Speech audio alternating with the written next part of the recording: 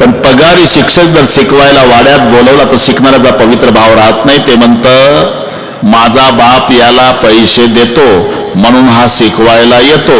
हा कोण आहे रे? हा माझ्या बापाचा गडी आहे. असं शिक्षक या बापाचा गडी. अरे गुरु साक्षात परब्रह्म तस्मै श्री गुरुवे नमः.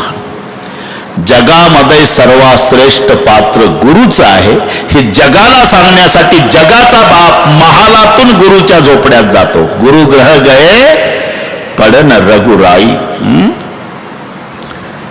बाराय महाराज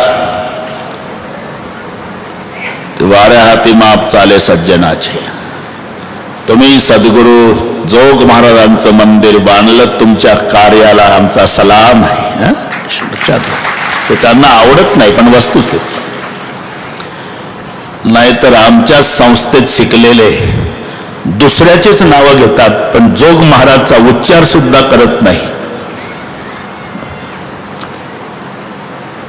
हे पहा, गुरु शब्दाचा अर्थ काय आहे? एक मराठीमध्ये इकडच्या भागात सद्गुरु जोग महाराजांचे फिरते सप्ताह करतात लोक, ऐश्वर्यात करतात. मी एक दोनदा त्याचा साक्षीदार आहे. आनंद आहे. आणि मला तरी असं वाटतंय की आमचा हा जोग महाराजचा शताब्दी महोत्सव आहे जसा स्वामीचा. काहीच फरक नाही. जसा तिथे आळंदीला झाला एवढा समाज. आता इकडे मावल्या इकडे बसल्या तरी इकडचं पॅक झालं बरं का. पुरुष मंडळी सावध राहा, उद्या तुम्हाला जागा नाही उद्यापासून. तर तिकडची जेवढी पुरुष मंडळी आहे ना इकडे 20 फुटांनी मंडप वाढवा बरं का. आता इलाज नाही त्याचा. आणि माझं भविष्य लिहून ठेवा. शेवटच्या दिवशी आजच्या 1.5 प्रकरण जाणार आहे. मग कुठं कुठं बसवायचं तिकडे माईक लावून देऊ आपण. जेवणाचा मंडप वगैरे रिकामा असतो तिथं माणसं बसतील. ए सोम्या, आता हे झालं बरं. दाटून बसले सगळ्या मावल्या. 4 इंच जागा शिल्लक नाही तरी इकडचं पॅक. इकडे पुन्हा मावल्या बसल्या. आता तुमची थोडीशी जागा राहिली शिल्लक ती उद्या राहत नाही. सावध राहा पुरुष मंडळी. ती सगळी असे बसू आपण. इकडे 25 फुटानं लांबीचा एक मंडप वाढवा. मग मंडप वाढवायला जागाच शिल्लक राहिली नाही तर जे मंडप आहे इकडे मोठा हॉल आहे, जेवणाचा मंडप आहे, तिथं आपण व्यवस्था ऐकण्याची करू. आमचे श्रोते श्रद्धाळू आहे ते तिथेही बसून श्रवण सुखाचा आनंद लुटतील. कारण इथे जे आलेले आहे जेवढे ते सगळे स्वामीवरील श्रद्धेपोटी आलेले आहे. बस त्यांच्या कानी शब्द गेला, येड्या बाबळीत बसण्याची त्यांची तयारी आहे. बस लक्षात ठेवा. आता जेवढं जमल तेवढं आपण सगळे करण्याचा प्रयत्न चालू आहे. रोजच मंडप वाढणं चालू आहे. पण स्पर्धा आहे. ह्या एकमेकीला फोन करतात. अगं काय आंब्याच्या रसाला येऊ नको पण केवढा चालला. अरे बाप, आम्ही सहज बोललो. उद्या आंबेरस आहे. सगळ्या मावल्यांना सांगतो आपल्या आपल्या मुलीला मोबाईल करा. आज कथा संपल्यावर म्हणा उन्हाळ्यातल्या आंबेरसाला येऊ नको. इथं 2 रस आहे म्हणा. जेवणाच्या वेळी आंबेरस आहे आणि दिवसभर ब्रह्मरस आहे का नाही. ब्रह्मरसाचे परगुणेन केले अर्जुना गे नारायणन तयेच अवसरे पाहुणे पातलो आम्ही. व्यास आनंद आहे. तो तोंडाने सेवन करायचा आहे तो आंबेरस. कानाची जीभ करून श्रवण करायचा आहे तो ब्रह्मरस. व्यास आनंद आहे. ब्रह्मरस म्हणजे आनंदाचा रस. आणि तो तेवढ्याच प्रसन्नतेने घ्यायचा आहे. जरा त्यांच्यापासून शिका. मोहाचे रस घेणारे केवढे प्रसन्न असतात. शपथ खोटं नाही. आपल्याला नुसतं त्यांचे चेहरे पहा बरं तुम्ही.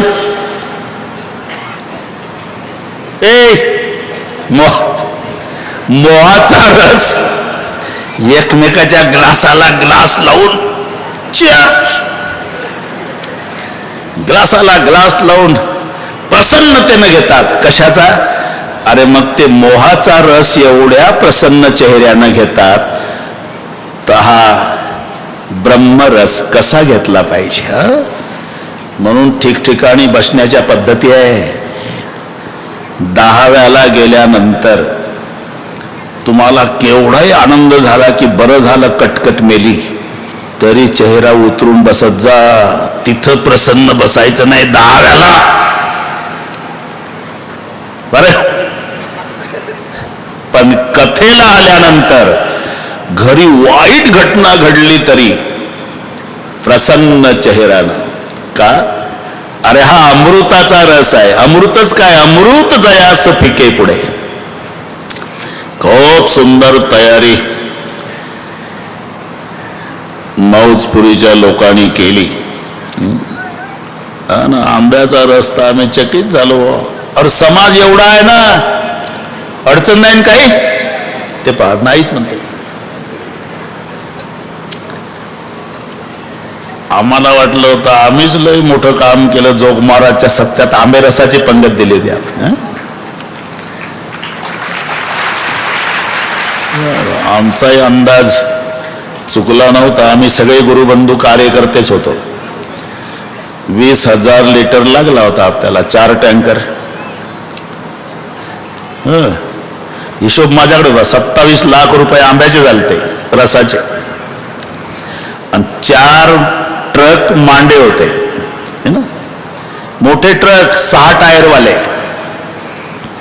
पण ते महाराष्ट्रातले आम्ही गुरुबंधू आमच्या संस्थेच्या संबंधाने मायेची लेकरं होऊन एक कोणी कमी पडलं नाही. कोणीच कमी पडलं. बस 400-500 कीर्तनकार पंगत वाढायला होते. कोणी मी महाराज आहे वगैरे काही नाही. आनंद वाटला. मी का थांबलो? मला तर वाटतं हा आळंदीलाच जोग महाराजचा शताब्दी महोत्सव चालू आहे असं काही फरक नाही. काहीच फरक नाही. तशाच ऐश्वर्यातनं तेवढ्याच उत्साहात आहे. अजून 4 दिवस राहिले भाऊ. हा ना, मजा आहे. तरी आज मोबाईल कराच लेकीला. बरं, तुम्ही आंबेरसवाले सावध राहा. थोडा जास्तीचा आणा, उरला तो वाटून देऊ. बरं का? आता या त्याच कामावर आहे. आजचं 5चं रामायण संपलं. हॅलो, काय करते ग? अगं ये, आंब्याचा रसही आहे आणि ब्रह्मरस. 4 दिवस मुक्कामीची आता काल्यापर्यंत. आता याच्या दीडपट लेखी येणार उद्या. बरं का? म्हणून सावध राहा. आंब्याचा रस आहे ना. दिवाळीच्या मुळ्या लेके आसावली, आणि पाहत असे वाटुली माहेराची.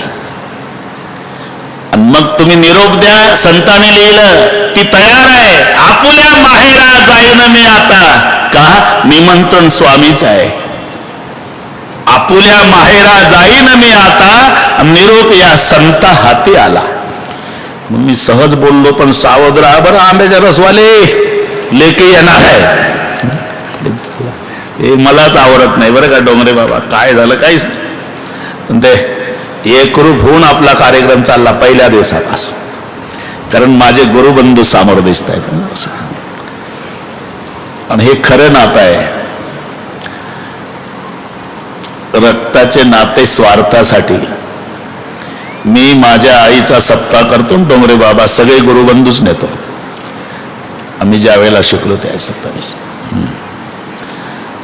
कीर्तन छापायचं नाही, संस्थेच्या नियमाप्रमाणे वेळेवर फटाफट आला. हो बा, तो गणेश भालेरावला कीर्तन मिळालं नाही तर त्यानं बॅग भरली. चाललो म्हणला मी, थांबत नाही. अरे का? पण मला का नाही कीर्तन दिलं? मग समारोप करताना मला काही रडू आवरलं नाही. का? म्हटलं आमचे रक्ताचे भाऊ इस्टेटीसाठी भांडतात, हे गुरुबंधू सेवेसाठी भांडतात, आम्हाला का कीर्तन नाही? असं आनंद आहे. बस बरं, आवडतो ते, मला आवडतं. इथून वाढलं आपलं गुरुग्रह गए.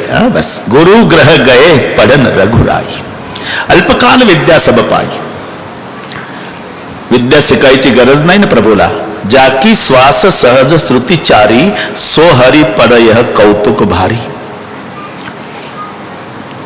ज्याच्या श्वासातून वेदाचा जन्म आहे तो शिकायला जातो ना, तो आपल्याकरता दाखवलेला शिष्टाचार आहे.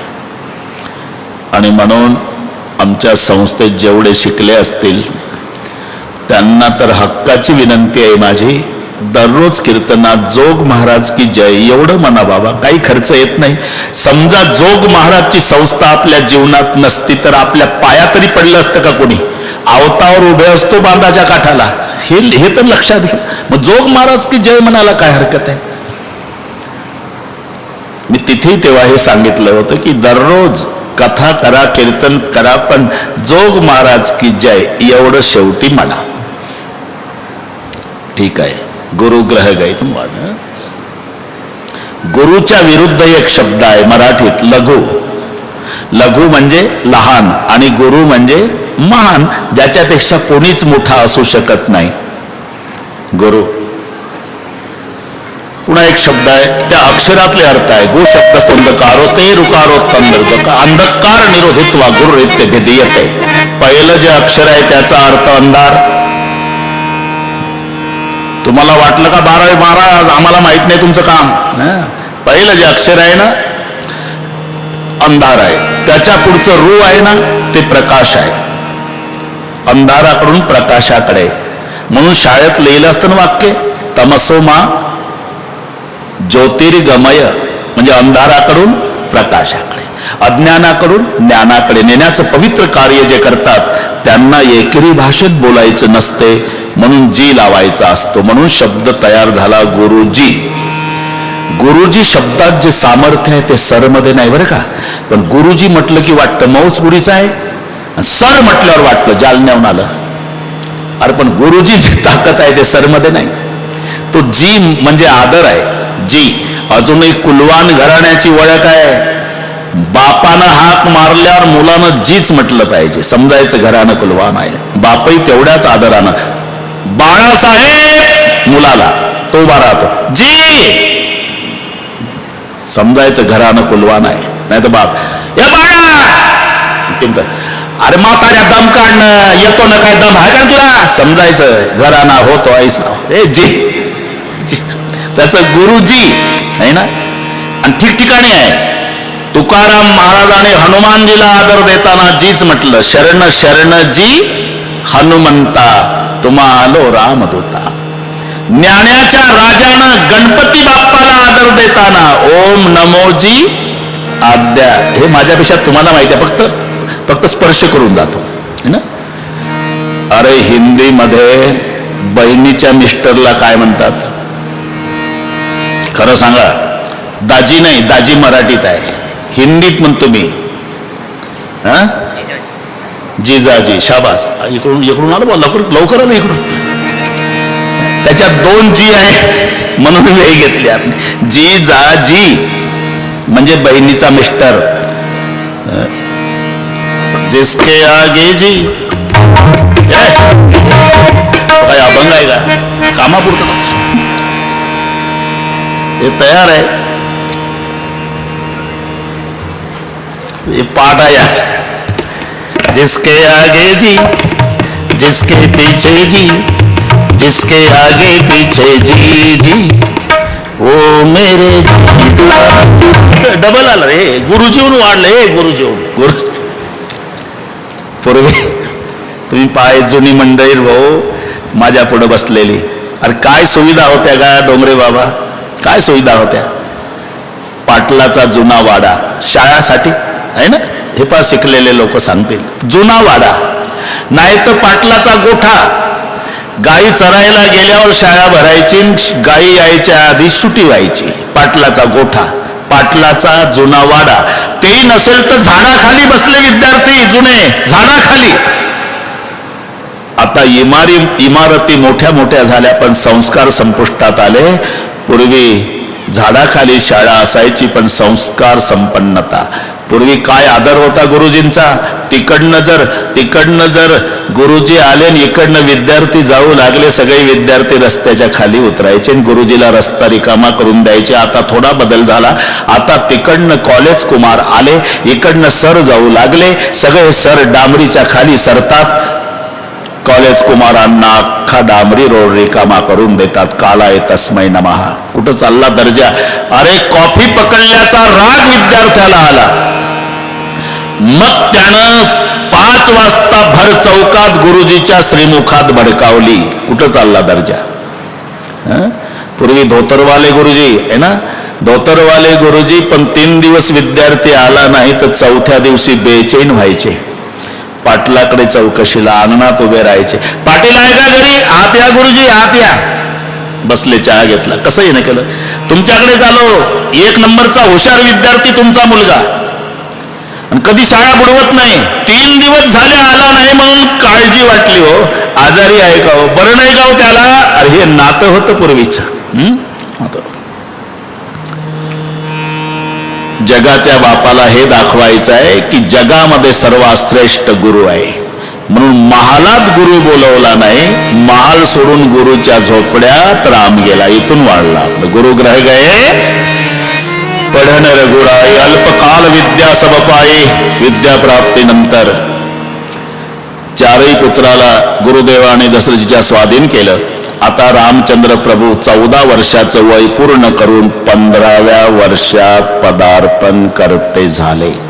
अयोध्येत आल्यावर सकाळचा नियम, सकाळी उठायचं ना आपल्या मायबापाच्या पायावर डोकं ठेवून दर्शन घ्यायचं. प्रात काल उठ के रघुनाथा, मातु पितु गुरु नावई माथा. वो केवल मातृदेव भव पितृदेव भव नहीं बोलते थे, आचरण करते थे. आणि एक लक्षात ठेवा, रामायण तर पाठ आहे तुम्हाला, तुमच्या माहिती करता सांगतोय. ज्याला ज्याला मायबाप असतील ना डोंगरे बाबा, त्याच्यासारखा भाग्यवान नाही बरे का. आणि हे मायबापाचं महत्व मायबापाच्या जिवंतपणी कळत नाही, हे लक्षात ठेवा. आणि असा नियम आहे, तुमचे अनुभव असेल, जेव्हा चांगले दिवस येतात, सुखाचे दिवस येतात, बसून खाण्याचे दिवस येतात, मुलालाही वाटतं आता आपल्या मायबापानं फक्त एसीच्या रूम मध्ये बसावं दिवसभर. असे दिवस आले की मायबाप निघून जातात. मग केवढाही मोठा फोटो लावा, मजा गेली. मायबाप म्हणजे काय. मायबाप म्हणजे समया आहे. समया, समयीचा प्रकाश नसतो राजा, पण घराचं मंदिर करायची ताकद समयीत असते, लाईट मध्ये नसते. एकदा समया विजल्या की विठ्ठल रुक्माईचं मूर्ती विसर्जन केल्यावर मंदिर उदास दिसतं, तसं मायबाप गेल्यावर घर भकास दिसतं. केवढी मोठं. माय आणि बाप ज्यांना असतील बरं का, इथे तरुण मंडळी असेल, तुम्ही भाग्यवान आहात. काहीच करू नका. देवळाच्या मध्ये जाऊन दर्शन घेता नाही आलं एखाद्या दिवस चालेल, पण रोज सकाळी उठल्यावर मायबापाच्या पायावर डोकं टेकून दर्शन घ्या. तुला मम्मी डॅडी आहे ना बाळा, आहे ना, रोज करायचं. तुझ्या मित्राला सांगायचं, हे पहा मायबाप काही करणार नाही, तुमच्या पाठीवून प्रेमानं हात फिरवतील, बस एवढंच. आणि तो दिवस तुमचा केवढा समाधानाचा जातो हे नंतर तुम्हीच ठरवा, ही विचारायची गरज नाही. काही माणसं म्हणतात, तुम्ही सांगता महाराज आम्ही रोज पाया पडतो मायबापाच्या, मायबाप आशीर्वाद देत नाही. अरे वो पढ़े लिखे नहीं है, आशीर्वाद कैसा देना पड़ता उस बात का पता तुम्हारे माँ बाप को नहीं. लेकिन गलती मत करो, तुम्हारी सेवा खाली नहीं गई. माँ बाप मुंह से आशीर्वाद नहीं देते, उसका हृदय रोता है. हृदय से रो रो के माँ बाप कहते बेटा कितनी सेवा करता रहे, तू जिंदगी भर सुखी रहेगा. मायबापाच्या आशीर्वादात जी ताकद आहे ती परमेश्वराच्याही नाही, हे लक्षात ठेवा. म्हणून जर चुकून,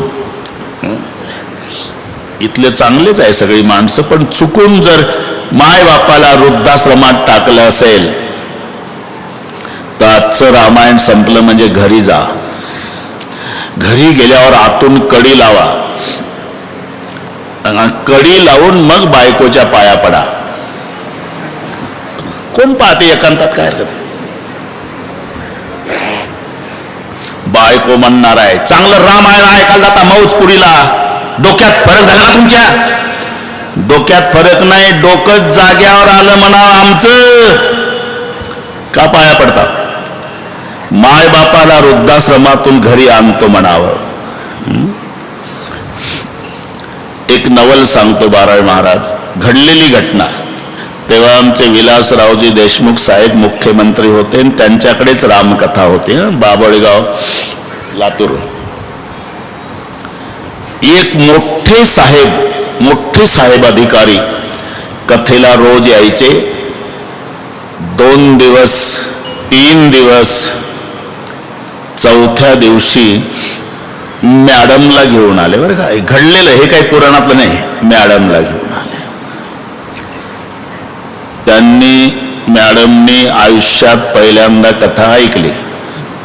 दुसऱ्या दिवशी मॅडम साहेबाला म्हणाली लवकर चला, जागा मिळाली पाहिजे.